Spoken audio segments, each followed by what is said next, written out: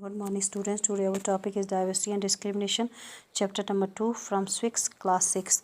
आज हम पढ़ेंगे स्ट्राइविंग फॉर इक्वलिटी. देखिए, जब लोग फ्रीडम के लिए फ़ाइट कर रहे थे ब्रिटिशर के अगेंस्ट, तब उसके टाइम पर ब्रिटिशर्स के साथ अपनी इक्वलिटी के लिए भी लड़ रहे थे. जैसे कि दलित हैं, वुमेंस हैं, ट्राइबल्स हैं, पीजेंट्स हैं, ये लोग इन इक्वलिटी के लिए भी लड़ रहे थे, जो इन इक्वलिटी इनको एक्सपीरियंस करनी पड़ रही थी. तो ये ब्रिटिशर्स के साथ अपने राइट पाने के लिए भी ये लोग स्ट्रगल कर रहे थे.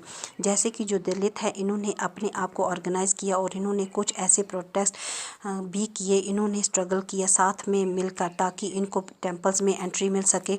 और साथ ही साथ जो वुमेन हैं, उनको भी राइट नहीं थे कि वो वोट दे पाएँ, प्लस ना ही एजुकेशन के राइट थे. उसके लिए भी उन्होंने बहुत सारी डिमांड की और बहुत सारे स्ट्रगल करने पड़े. पीजेंट्स थे, ट्राइबल्स थे, इन्होंने अपने आप को मनी लैंडर से रिलीज़ करने का स्ट्रगल किया.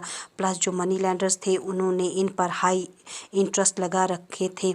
उसके लिए भी इन्होंने उनको कम करने के लिए भी बहुत स्ट्रगल किया. आगे पढ़ते हैं. जब हमारी इंडिया नेशन बना 1947 में, जो हमारे यहाँ के जो लीडर्स थे वो भी बहुत कंसर्न थे, क्योंकि उनको भी पता था कि यहाँ पर बहुत सारी इनइक्वालिटीज़ है. तो कॉन्स्टिट्यूशन जब हमारा लिखा गया तो इन चीज़ों को ध्यान में रखते हुए रूल्स बनाए गए.